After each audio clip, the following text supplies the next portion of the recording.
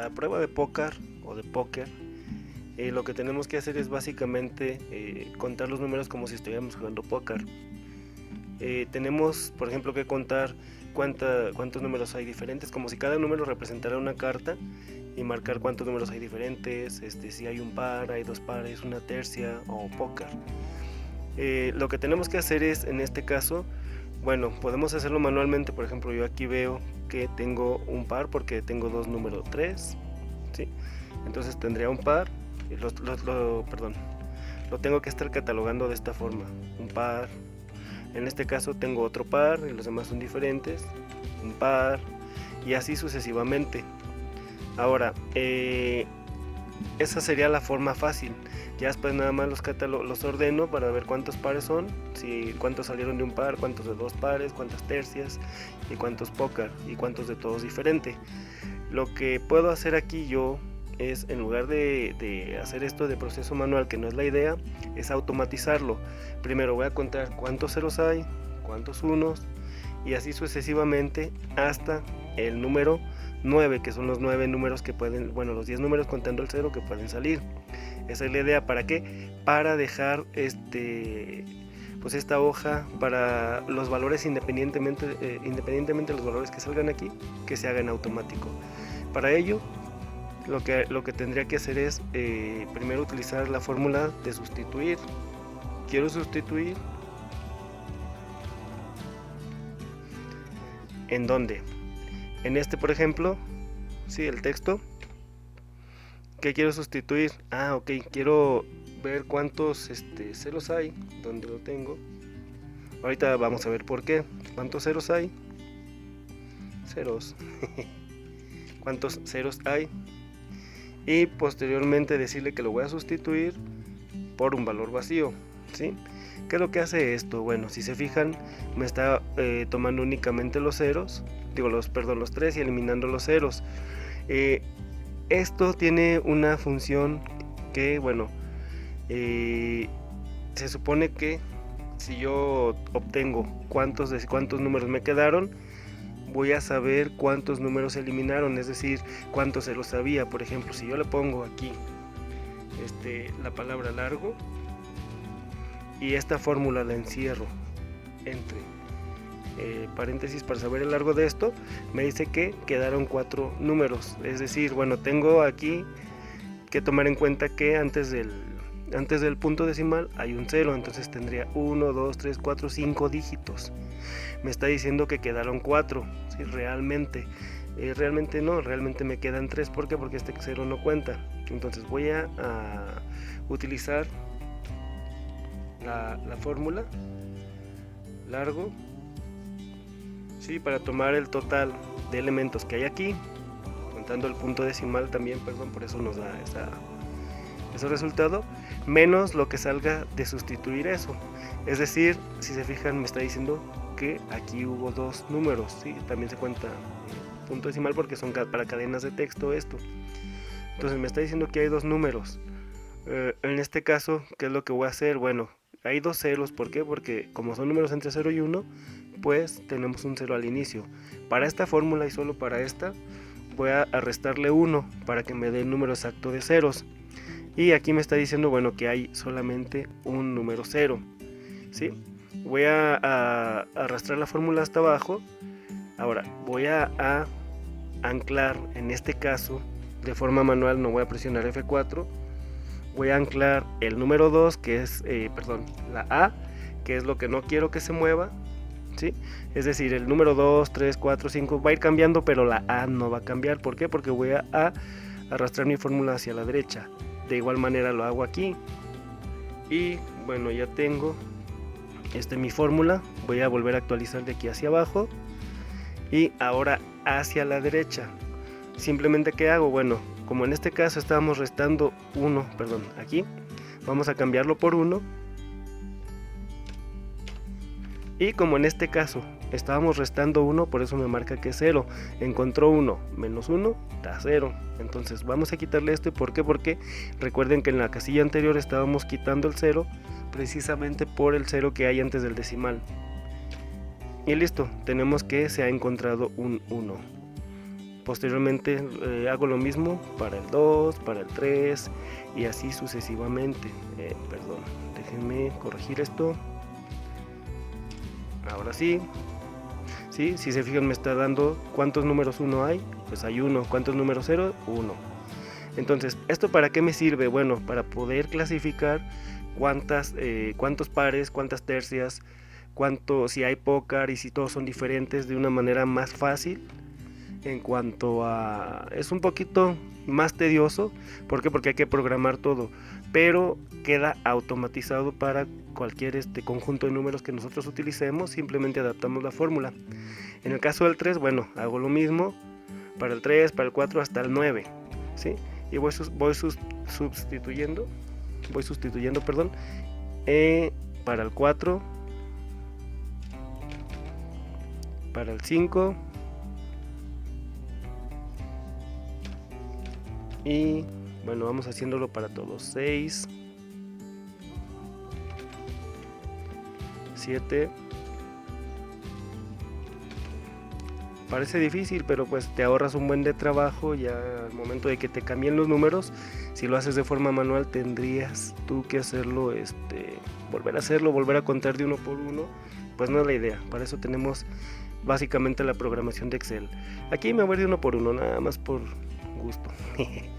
Vamos a ponerlos todos. Igual podría haber seleccionado todos y arrastrado hacia abajo, no hay ningún problema. ¿Sí? Ahora, ¿qué es lo que tengo aquí? Bueno, tengo la cantidad de ceros, vamos a corroborar con uno al azar. Por ejemplo, 78, 31. ¿Cuántos ceros tengo? Ninguno. ¿Por qué? Porque no estoy contemplando del punto decimal hacia la izquierda. ¿Cuántos 1 tengo? Pues tengo 1, si es correcto. ¿Cuántos 2? Ninguno. ¿Cuántos 3? 1. ¿Cuántos 4? Ninguno. 5 tampoco, 6 tampoco, 7 y 8 sí. 9 tampoco, es correcto. Entonces, si se fijan, ya tenemos nuestro algoritmo. Ahora, ¿qué es lo que viene? Bueno, vamos a ver cuántos de ahí son un par para poderlos clasificar, cuántos son dos pares, cuántos son tercia, cuántos son pócar y cuántos son todos diferentes. Sí, exactamente un par, exactamente dos pares. ¿Qué hago? Pues aplico la fórmula. Voy a ver aquí, en este caso, a contar. Punto. Si dentro de estos datos que yo tengo, ¿sí? Tengo, perdón, coma, ¿cuántos fueron? Dos, es decir, un par. Entonces tengo un par. ¿Sí? Aquí tengo pares en todo esto. Bueno, y como vemos aquí, no es necesario esta columna realmente. ¿Por qué? Porque estoy contando los pares que hay, ¿sí? Lo voy a dejar así ahorita. Estoy contando la cantidad de pares. En el caso de aquí, pues hay dos pares, es .9955, son dos pares, es uno de 9 y uno de 5. Entonces esta columna me resultaría de más aquí. A la hora de hacer la cuenta, pues sí la voy a tomar en cuenta. ¿Cuántas tercias hay? Pues aquí lo que tengo que hacer es igual, aplico la misma formulita, la misma fórmula, que es contar, punto sí, tomo todos los valores desde 0 hasta 9 y le digo si es igual a 3, es decir, tenemos una tercia ahí, ¿sí? Entonces ya tengo, para el póker pues tienen que ser 4, ¿sí? Vamos a utilizar la misma fórmula, contar, punto sí, es decir, si hay 4 iguales. Dentro de mi rango, yo selecciono y comparo con el valor 4. Esta es una manera rápida en cuanto a, les digo, a automatizarlo. Y bueno, aquí para todos diferentes, ¿qué fórmula hacemos? Si ya tengo que en esta fila tengo un par, no tengo ninguna tercia y no tengo pócar, entonces quiere decir que todos los demás fueron diferentes. Por lo tanto, ¿qué es lo que hago? Si son 4 cartas, pues voy a aplicar la lógica. Tengo 4 cartas y le voy a restar lo que salga de esta columna por 2. ¿Por qué? Porque son 2 cartas. Si tengo 2 pares, pues tengo las 4 cartas.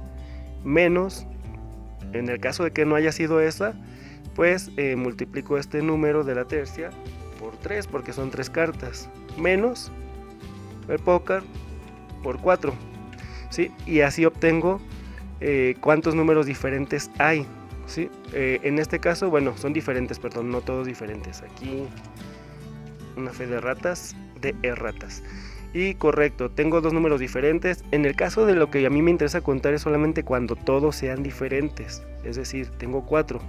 En el caso de que haya un par, no me interesa saber si las demás son las diferentes. Me interesa cuando todas sean diferentes, que es cuando sean 4. Ahora sí hacemos nuestra tablita para poder hacer la prueba de póker. Y digo, bueno, exactamente un par, exactamente 2 pares y bueno, exactamente tercia, exactamente todas diferentes, ¿sí? Entonces, ¿qué es lo que hago? Simplemente ahora voy otra vez a contar. Sí. ¿Cómo puedo saber si tengo un par? Pues voy a contar, sí. En el caso de los pares, que es donde yo manejo que es un par, selecciono todo y le digo, perdón, voy a contar solamente si esto es igual a 1, para ver cuántos pares hubo. Tengo que son 37 pares. Para contar los dos pares aplico la misma fórmula. Vamos a contar. Sí. Selecciono toda mi fila, mi columna, perdón. Y si es igual a 2, pues tengo que son 2 pares. Si es una tercia, entonces, ¿qué es lo que voy a hacer? Lo mismo, la misma lógica. Contar punto sí. Y ahora en la fila de tercias. Sí, si ahí es igual a 1. Hubo algún error, a ver. Se me fue algo de más. No, sí está bien. Sí, entonces ya tenemos. Y en el caso de todos diferente, lo que comentaba, vamos a contar sí. Contar punto sí. En esta columna todos son diferentes, es decir, 4 son diferentes o hay 4 cartas distintas. Y tenemos para corroborar esto, como son 4 cartas nada más, no estamos utilizando 4 números, perdón, no estamos utilizando 5, no puede haber quintilla. Entonces hasta aquí, ¿qué es lo que hacemos para corroborar? Bueno, vamos a ver el total para ver si coincide con el valor de n. Vamos a sumar.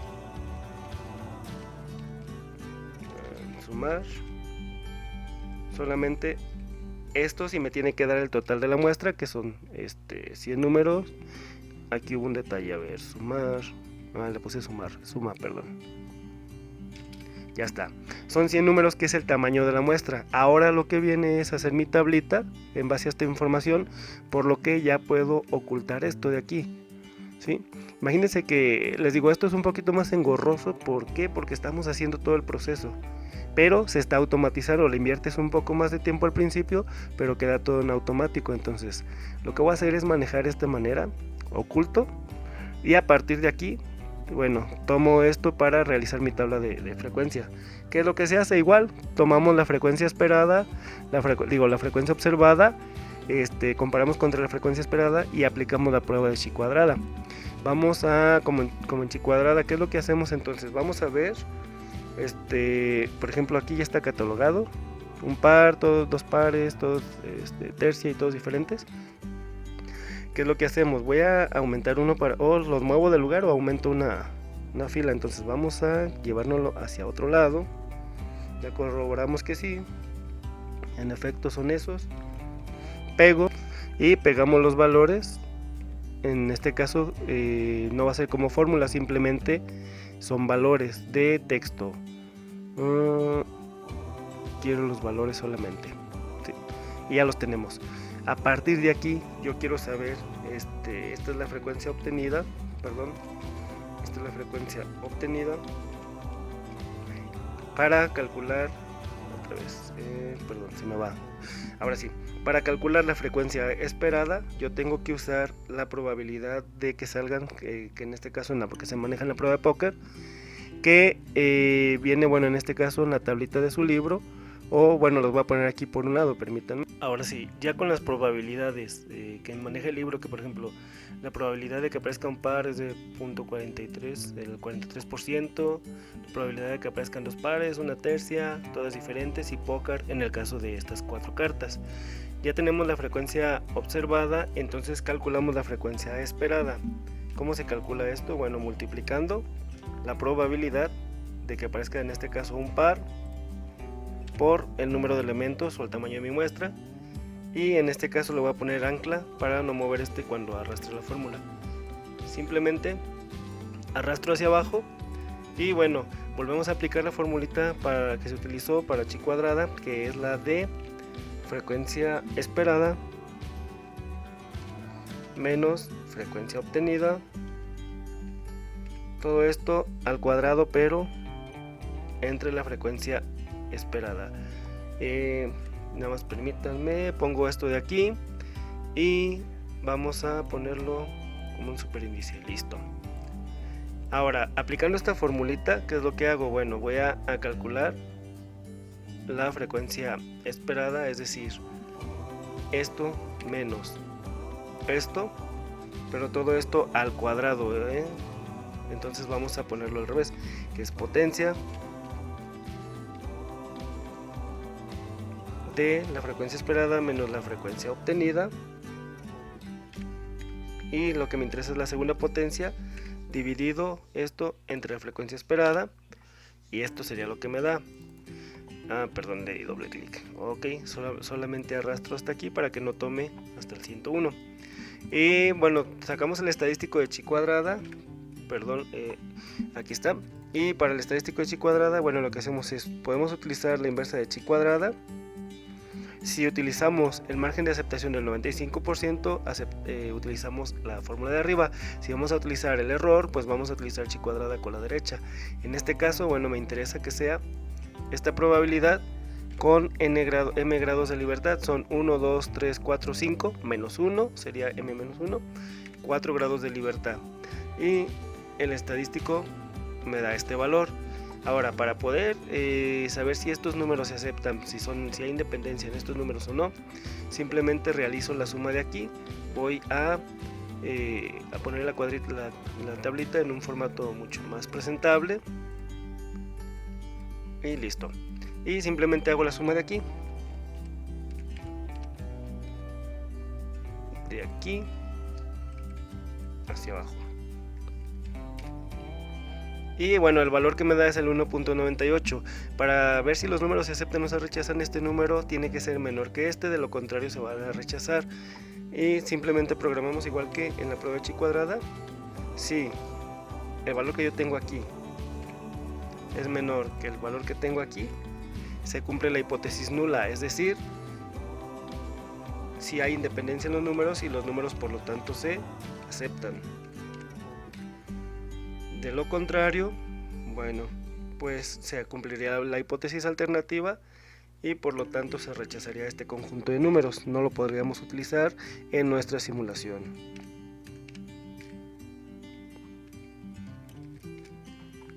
Con esto, bueno, terminamos este video tutorial. Espero que les haya gustado y les haya quedado claro. Nos vemos en el siguiente video tutorial.